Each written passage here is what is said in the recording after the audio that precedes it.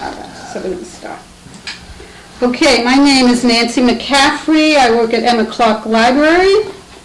And today I'm interviewing Gerald McGrath. It's actually Gerard or Jerry, better known as Jerry. Jerry McGrath.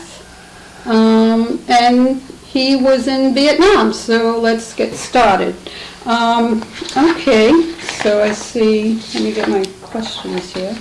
Let's start with some biographical stuff. Where were you born, Jerry? Jamaica, Queens. Jamaica, Queens. Right Okay. down the street from our president, who was born in Jamaica Estates. All right. And what year was that? 1947, back in the dark ages. Eons ago. And your parents, what occupations did they have? Well, my mom was a homemaker, like many of my friends' moms on the street I lived on in Brooklyn. And my dad was a blue-collar guy. He worked as a crane engineer for Con Edison, the power company. Oh, And he worked 32 years until he couldn't work anymore. And was he in the military as well? Yes, he was 4 years in the infantry, in the 9th Infantry, and he was in Normandy. And he proudly said that during his time as a bazooka man and as a general infantry guy, that there were 108 people in his infantry company, and only 8 were not killed or wounded, and he was one of those 8. Ah, lucky. Which was really something. He was all over, in Africa, Normandy, as I said, Italy, Germany. And he used to tell all kinds of good war stories, funny ones. Wow. And I like to always think that I got my sense of humor from Dad. He was a great guy. Oh, that's wonderful. Did you have any siblings? Yes, I have 2 sisters. My kid sister is living in Lake Grove, and sadly my middle sister passed away a couple of years ago from too many cigarettes and lung cancer. So she died around 61, I think it was. And I guess they were not in the military at all. No, neither of them. So, were you drafted? Yes, I was drafted, and one of the things that we always said if we were the draftees, that our serial numbers were given a number with a prefix. It was either US or RA, and US we used to say stood for unsatisfied, and RA used to say R, regular, A, and you can figure out what the A stood for, because they volunteered for that stuff. So what happened when you got that draft letter? What did you feel like? Well, it was inevitable. I knew it was coming. I was kind of floundering. I had gone to college for 2.5 years, got an associate degree, wasn't sure which way I was going to go, and floundered for too many months, and then I got the draft notice, and I went into the service on December 5th, 1967. Wow, you don't remember. A day of infamy. You don't forget the date. So you did go to community college? Yes, I went to New York City Community College, which was located in Brooklyn. And what did you get your degree in? In construction technology, which was like a junior engineering program.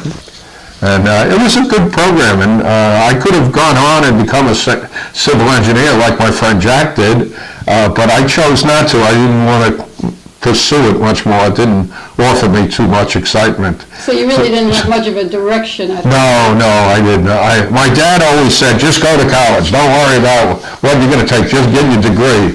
And I got the degree in construction. And I thought I was going to like it in the beginning, but it was just not for me.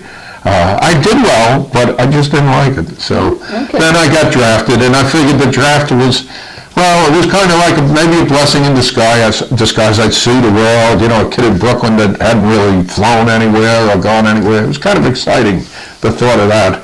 But I didn't like the service in general. I'm not a militarized type. Yeah.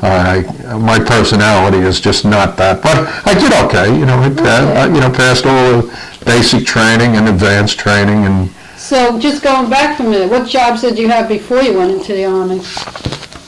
Well, I was a kid that always worked from a paper route to working in a drugstore. I always had a job. I worked in 2 drugstores. I worked in a nightclub that had a lot of famous people who used to come in. It was called Pet McGuire's. I loved that job. We had Joe Namath came in, and Jimmy Breslin from the New York Post, I think, at the news. He used to come in, and my biggest claim to fame was I served a drink to Roger Maris, who used to play for the Yankees, and he came in when he was playing for the Cardinals. And I always tell my friends, I made such an impression on Roger Maris. I said to him, Roger, would you like another drink? And he just turned his head and totally ignored me. And I didn't know what to do. I was like Ralph Cramden. Oh, but Ralph, Roger, would you like a drink? It was pretty cool. So you went into the military in what year again? In 1967. Okay. And the sequence was right away you go into basic training.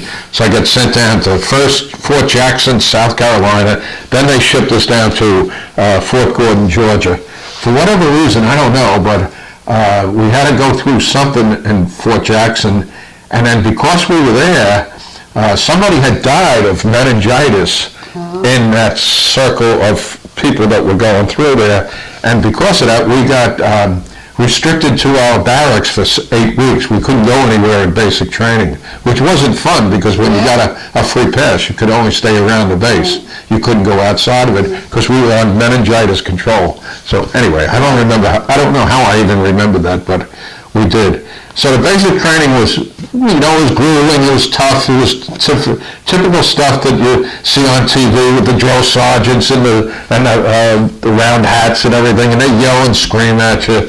And they sounded like really mean, but most of them were okay. They were human beings. Some of them were really awful, but most of them were okay. They had to play that facade, that game. Yeah. So you weren't married at all? You No. Life behind or No, I wasn't married until way later. So you were in the Army, obviously, right? Okay. And if you could have joined the service, would you have gone into the Army? No, I didn't. I floundered enough knowing that I didn't want the service, but it came to me regardless. And there was a part of me, like I said, that I wanted to see the world. There was an attraction of getting out to see another group of people as friends, and I did. I made lots of good friends in the service. None that I sadly have kept up with. They just kind of came and went. Yeah. That part of your life. Yeah. So, I had friends in basic training, and then I had friends in AIT. We called it advanced. It's not individual. It's not infantry. Advanced something training. And that was out in Fort Sill, Oklahoma. Okay. And my MOS was 13 Echo 20, and that meant I got put in artillery. But the Echo 20 was, I was part of fire direction. So because of my math skills, they said, put that guy in fire direction so he can figure out how to hit the target. Okay. That's what we did. We worked with slide rule devices, and we worked the azimuth and the elevation of the tube and the timing of the fuses. And my job most of the time was to grab the phone and say, battery, fire, and then 6 guns went off at the same time, or 2 guns went off. Okay, so your initial point of entry in the Army was where? Fort Gordon, Georgia. Georgia. Yeah. Okay. I forget what town it was near. Yeah. Augusta. I'm not sure. Might have been Augusta. So let's go over this again. The type of training they did with you? Yeah, well, after basic training, after you went through, they taught you how to use the M14, and then the M16 came into play in Vietnam. They taught you how to, throw grenades and use a gas mask and all the things that all the people who go into the Army have to do, and initially for 8 weeks. They taught you how to march and fall out at 5 o'clock in the morning and stand there at attention for 20 minutes, freezing your butt off. I went there in January, and I think Georgia is pretty warm, but it's pretty cold sometimes. We had ice on the ground and stuff, and we'd stand there freezing. There was one time, I remember I was so cold, I couldn't take it, I shiver. So I took a sock that I had and I wrapped it around my neck because it would serve as a scarf, right? And the drill sergeant sent me into the main office to get something, to find something out. And I walked in and the top sergeant looked at me and says, "What is this?" pulls out the sock and he holds it up. He didn't yell at me or anything. He just shook his head. Wait, Oh, it's cold. Did he let you use it, or you weren't allowed to use it? Didn't use it anymore? I don't know. Seemed to make sense to me. Use it as a scarf instead of standing out there freezing. You know, I don't think we even had any gloves or anything. You stand there like this. They just harass you. Yeah. It was. So after that, you went into more specialized training? Yes, the specialized training was in artillery. You learned a little bit about the 105 howitzers because that's what I was connected to once I went to Now, what is that? Vietnam. What is that? Well, it's a 105 millimeter howitzer artillery piece. If you see in the movies where the big guns, where the guys will take the bullets that are about yay big and about this around, they'll put them into I forget what they call them, put it into a little casing, they load it, and then pull a line and it'll fire. And it can fire, the 105 howitzers, I believe, could go 11, maybe 12 clicks. That was kilometers. A kilometer is 1,000 meters. It's a little shorter than a mile. So did it have some kind of a scope on it or something? Where you Well, yeah, they had a scope to, you had to measure the elevation of the tube, because if you shot it up way up high, it would go further, and then you had a charge on the bullet, and that would, sometimes it would be a time fuse, and sometimes it would just explode on impact. Honestly, I don't know too much about the guns because I wasn't there. I couldn't tell you the names of the parts because I was never inside the, don't worry about me, by the way. Shut off by itself. Oh, is it good rolling now? Yeah. Okay. So what was the most vivid memory of your time in training? In training, I didn't really have anything in the training. All the vivid memories I have are in Vietnam. Okay. The So training was like just rudimentary, everything I expected. I liked the AI-2 better. When I went to Fort Sill, Oklahoma, I got to leave the base 2 or 3 times and go into Oklahoma City. You know, for a kid from Brooklyn, it was exciting to go somewhere else outside of Brooklyn. You know, I didn't know too much else. You know, leaving Brooklyn was going out to the country, and it was coming out here, invading Hollow, where my parents bought a beach house, luckily. But the training was good, and I had some good friends, but I never followed through. Some of them lived close by. I lived in Cypress Hills, Brooklyn, and practically up the street, the next neighborhood up was Glendale, and I had some friends up there. But after training, I didn't really get together with them. They didn't call, and I didn't call. It was just one of those things. So did you get any promotions while you were in training? Not in training. You came out as a private E1, or you went into the service as a private E1, and I think by the time I got to Vietnam, I had gone up to private E2 or E3. And in Vietnam, you made grade pretty quickly, and I made grade E5. That was Specialist 5. It's equivalent to like a sergeant. I made that in a little over a year. Okay. You know, because you were there in combat, and if you did your job and you did it well, they promoted you. So you got a little more money, you got rewarded more. Okay. So what was the hardest part of adapting to the military life for you? Everything. Being away from home. In Vietnam, the hardest part right from the beginning was the heat. I just remember getting off the plane and you were overwhelmed by the heat that just took over. It was like walking into an oven, The humidity. a sauna, and you had to live like that for, 12 months, but then in my situation, I was there for 14 months. I actually extended for 2 extra months, so I could get out early 5 months. Oh. I wanted to go to college, and if I didn't extend, they would have sent me back to Fort Sill, Oklahoma, and made me an instructor for 5 months, and I didn't want to do that. That would be wasting my career as a civilian. Okay. So, So now we're in Vietnam. Do you remember the day you got to Vietnam? yes, May 13th, 1968.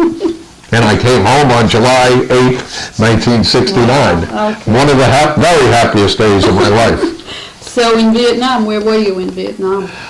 Pretty much all over the country, compared to a lot of other people who might have stayed stationary in one base, like, say, Da Nang or Saigon or something. I got to a place called Camp Evans, and I was there in battalion headquarters for 4 months, and that was pretty easy work, and it was pretty safe. It was basically clearing targets, and we had bunkers that we lived in that were pretty well constructed, so we were pretty safe. The only real dangers was when Charlie, the Viet Cong, used to rocket us in the middle of the night or middle of the day, and all of a sudden you hear incoming, and then you jump for cover, and hopefully the rocket didn't land near you. And the concussion from rockets was pretty awesome. So if you were in the bunker, usually you were safe. So I was there for 4.5 months, and then I got transferred to the field, into a field battery. Headquarters battery oversaw the other 5 batteries. There was 5 or 4, it might have been 4. Anyways, Alpha battery to Delta battery, and I was in Alpha battery. And the field battery, basically, they put us on a landing zone where we lived for X amount of time. Sometimes that X amount of time was 3 months, and that was great. So by that time, you had showers that were made out of buckets that you had a spigot and everything. They're not running water or anything, but it was more comfortable than just taking washdowns or something. And then sometimes we moved every week. They'd say, okay, pick up, we're going, and they'd helicopter us off to some other place. One time we took a convoy from way up north where Camp Evans was. Camp Evans was just south of the DMZ. It was between Dong Ha and Hue, I believe. And then just below that was Da Nang. So we were close to the DMZ, about 20 miles away. Dong Ha was almost right on the DMZ, and that's where it was with headquarters. Then they just said to us, okay, you're moving south. Moved south. I was in headquarters for maybe a week, and then I got transferred to the A battery. And I liked A battery more. I liked it was just more rugged, but it was just, there was more camaraderie. I had more friends. There was less officer junk, and just down-to-earth friends that I always remember. A crazy thing happened to me in the last month and a half.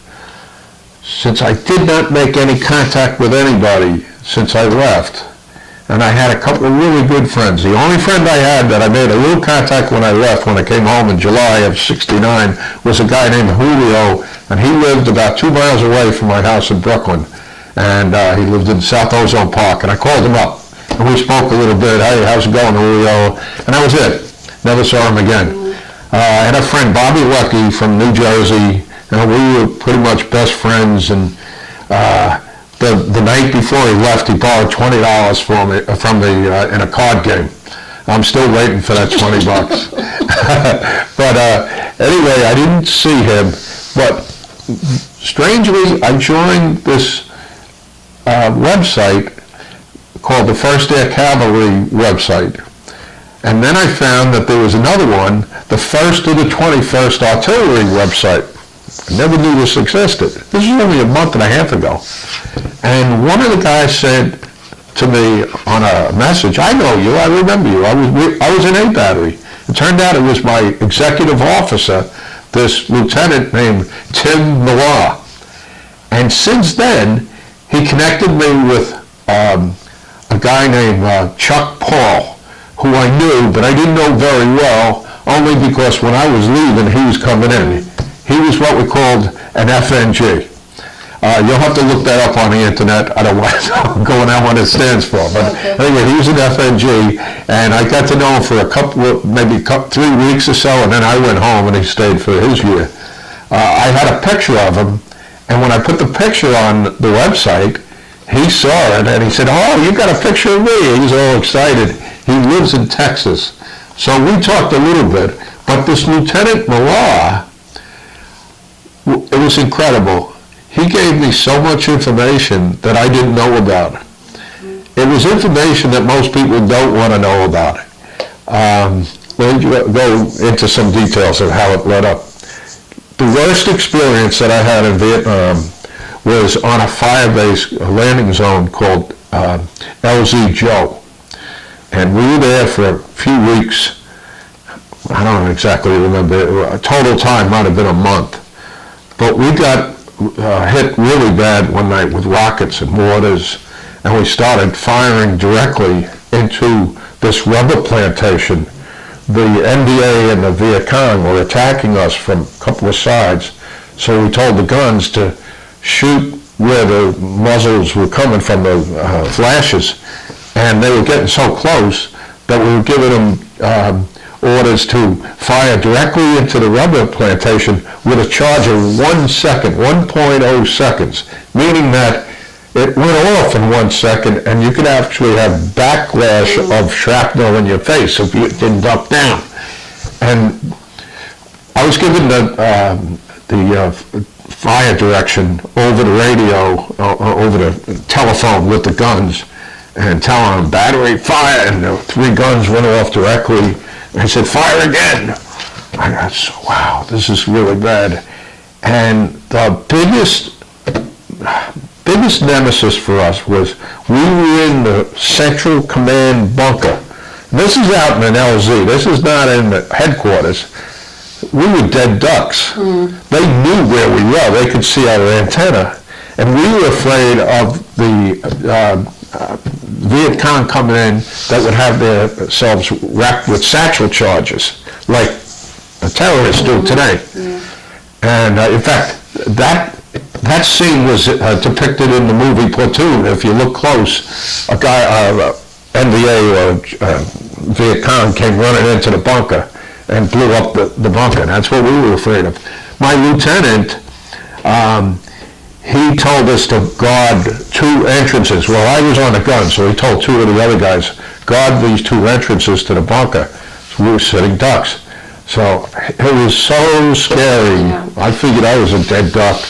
They were coming in really hard, so they didn't come in.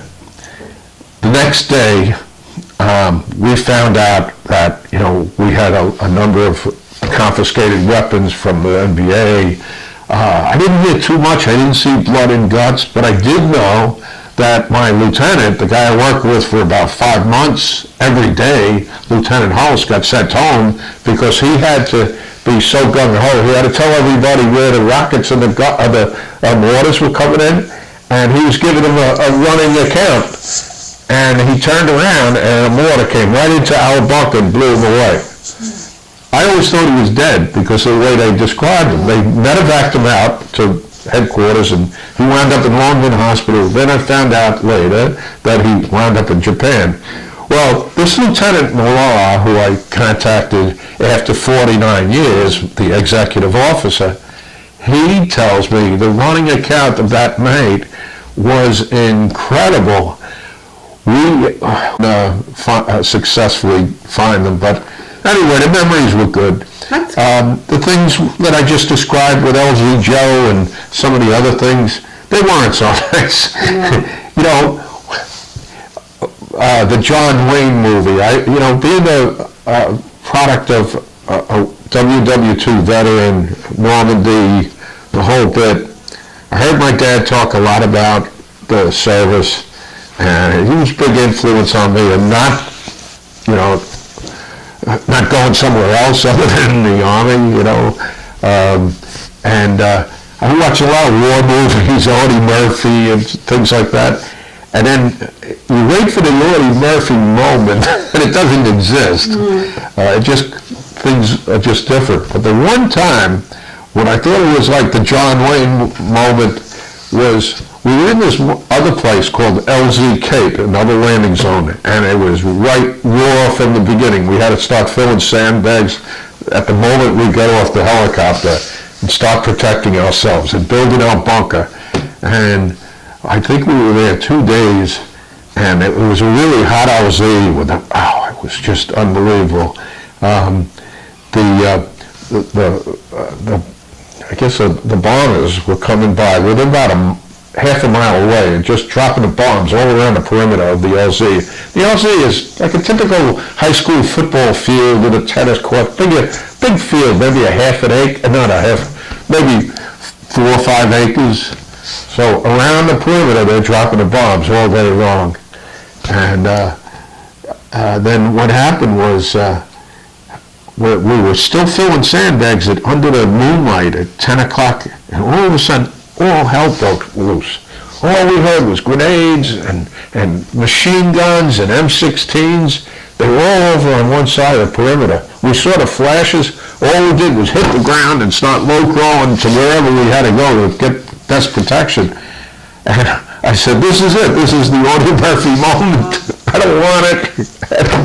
And I said, I got to get my M16. I didn't have my flak vest on because it was really still hot. I had taken my shirt off. Helmet was over there. I got to get my weapon, though. Got to get my weapon. Where is it? Oh, shoot. It's over there. I go over there, and I had leaned it up against something. And in the haste of hitting the ground, somebody knocked it over, right in the dirt. I low-crawled to it. Oh, man, it's filled with dirt. This thing won't shoot for anything. I don't know what I'm going to do. And then it stopped. It was for a minute of hell. Flashes, noises, this is it, the magic moment. And we got word. Somebody just told us over the radio that it was what the infantry called a mad minute. They were test firing their weapons, but they didn't tell us. And the artillery and the infantry didn't always get along as well. Most of the infantry guys thought that the artillery guys had it made. So they didn't like us too much. They didn't respect us as much as maybe somebody else. It didn't matter to me, but they just didn't tell us. That's crazy. Yeah. Wow. So that was a mad minute. So, do you recall the day, I'm sure you did, the day you were sent home? Do I remember it? What is it? I didn't realize this. I took this out off the wall last night, and this was the day I got home. And that's my mom and dad in Brooklyn house that we lived in. That's nice. And that was July 9th, 1969. They can see. Yeah, that was the best moment of my life, practically. Wow. And it was nice. I was lucky. A lot of people got spit on and, harassed back at the airports and stuff. But I never had that. I came home, got put in Oakland, and party-hardied with the guys that I was with on the plane. And the next morning, we flew out from Oakland right to New York. I got off the plane at JFK, took a plane into Elders Lane, Brooklyn. My sister was just telling me the other day, she met me at the door, and my parents came out, and it was great. Another neighbor took a picture of us standing at the stoop outside, and we had my mom and dad, and I don't know, no, my sister wasn't in the picture, but anyway, it doesn't really matter. But my dog was in the picture, Snowball. So that was a happy day. The other thing was, I said I lived in Brooklyn, but I was very fortunate. My parents in '58 bought a beach house at Bating Hollow, and right on the water, and we had stayed there for quite a while, and I became a member of the beach community, had a lot of friends, and when I got out of the car to visit the next day, so that's where I wanted to go, all the neighbors came out and visited me and said hello and shook my hand and kissed me, and it was really a great welcome, and all of those people I cherish to this very day. Whether they're still around or not, they're still good friends. So it sounds like you readjusted pretty good to some... I did. I think I always considered that I was a very well-adjusted Vietnam vet. I had some anger issues sometimes that it all revolves around my hearing, because there's so many times when I have a moment where I have to kind of almost give the deaf yes. You don't want to keep saying, but I have moments when, like Billy, I asked you to speak up a little bit because I have a hearing impairment, and you've been doing very good. But some people, what happens is for about 20 seconds they raise their voice a little bit, and then they go back into the monotone, low talk tone, and you get a lot of Seinfeld's low talkers, if you know what I mean. And it just becomes very frustrating. So I get angry at it. Interesting thing about the hearing was, even though I was in the artillery, it wasn't external, it was internal. In January of '69, I contracted malaria and got medevac to Longman Hospital and was treated there for a week.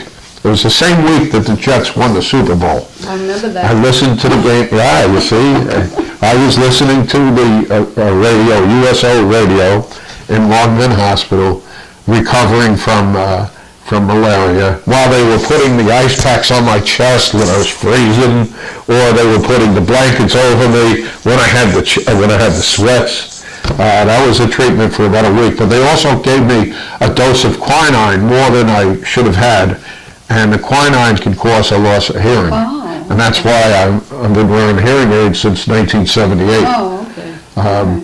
So considering that, I think I've done very well. I was a teacher for 30 years. I retired. I have a nice pension. I love working with the kids. I didn't always love working with administration and the way things went sometimes, but I cherish the experience of being a teacher. So where did you go back to school to get? I went back to school almost immediately when I got out in September. I spent a semester in New Mexico State, where my friend Jack pursued his engineering degree, and he did. But I just went there again, I was floundering in education again.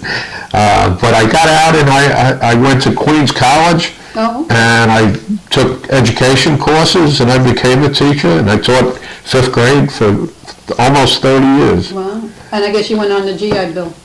Yes, on the GI Bill for sure. And that's, that's one of the best things that happened. I don't know if Dad would have had the money, or if I would have had the jobs enough to pay the tuition. I probably would have been like a lot of kids, take out loans and stuff, if I wanted it that bad. I didn't know what I wanted to do until probably this second year in Queens College. Once I took the education course, I said, I better get off the pot and do something. Okay. How did the service change you, if at all? Well, it changed me, besides my hearing disability, it changed my attitude. I came home with a kind of a cocky attitude, in that most people don't even realize how good they have it. And I just reflect back sometimes where a guy had walked off the helicopter, and he was a new guy, another FNG, and he took a canteen of water and poured it into his cup and took a sip, and he threw the whole water out, and we were rationing water. I wanted to punch him. Yeah. Well, most people in Queens or Brooklyn don't have to experience that. Right. And when I went into college, I saw all these kids walking around taking everything for granted. And I had some things that were like unbelievable. Here's a story that I used to tell my 5th graders. It was Christmas time, and we had loads and loads of family members and friends and girlfriends and wives that sent us care packages filled with all kinds of goodies, especially at the holidays for Thanksgiving and Christmas. So the top sergeant told us all, we got to get rid of all this hard candy and this junk because the rat problem is getting crazy. So he said, take all the stuff that you don't want and put them in these boxes. So we had boxes the size, half the size of a refrigerator box practically. He said, you, there were 6 of us. He says, go down to the mountain yards and drop off the candy to them. So I was picked out of the 6 people.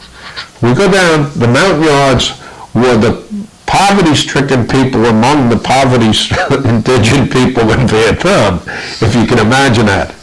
These people lived inside the riverbanks and it was almost like holes, moles, caves. And they were always dirty, and they were discriminated because they were darker-skinned people. Anyway, we go down to the mountain yards, and someone must have told them that we were coming, because to get to their community or their hamlet, we had to walk over a bridge. And we didn't get past the halfway point of the bridge, and about 100 of them surrounded us, each of us with a box. And at first we were saying, "Oh, take it easy, guys, I'll give them out," they could understand that. But they were so hungry and they were so needy that I had to back off, put the box down and back off. And as I did, here comes a mama son with her baby. Oh, sorry about that. With her, and I like to think that part of my education was being in Vietnam. I got a master's degree in Southampton College, but I also have earned my time in the University of South Vietnam from 68 to 69. I'm proud of that. I got by. I survived. Is there anything else you'd like to cover that we didn't talk about? I don't know. It was an interesting experience. It was something that I wouldn't wish on anybody, but it made me who I am, for sure. And with the hearing impairment and the Vietnam and the anger, but I don't have the anger issues like you'd see in the movies portrayed in the anger issue, Vietnam veteran who winds up as alcoholic and druggie and winds up on the street and stuff like that. Sometimes I just get frustrated because people don't understand about the hearing impairment, or just some of the stuff that I went through that, where, like the stuff that I said about people taking things for granted, and yet being in Vietnam was something that just was an incredible experience, from just even the heat, living with the heat, the monsoon.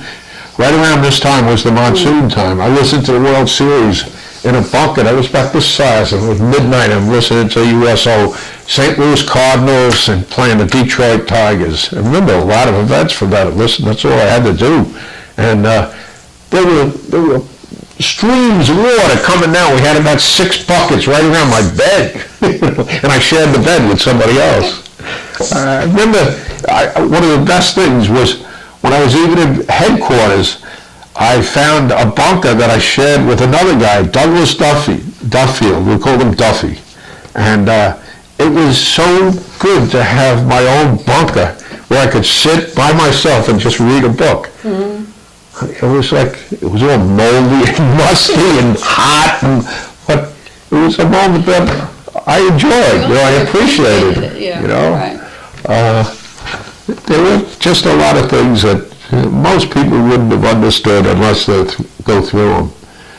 So anyway. Well, I know you're a photographer, so I have to ask you this. Did you get your first good camera in Vietnam? Because most I did. I got a Minolta 35 millimeter about halfway through my time. Okay. I ordered it through a duty-free mail order catalog or something. I wish I took more pictures than I did. I have a lot of pictures. I can send you some pictures if you're interested personally, of some of the pictures of the fire bases that I talked of. And I've shared a lot of stuff recently on that website that I was talking about. But I do wish that I took more, but remember, it's not like today where, you can take a zillion pictures and it doesn't cost you much. Then you had to get them processed, and you had to have film, the right speed film and everything. And I didn't know too much about photography then.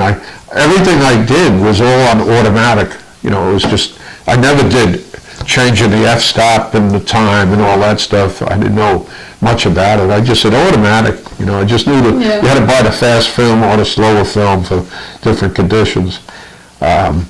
But I took some good pictures, and I edited some of them at home now, and they look pretty good, Okay. Well, I want to thank you for doing this. This was a great interview. Oh, okay, good. I'm glad you asked me. We did it on, I didn't say the time in the beginning, it's November 1st, 2018, and it was Jerry McGrath. And thank you very much. Okay, thank you for inviting me.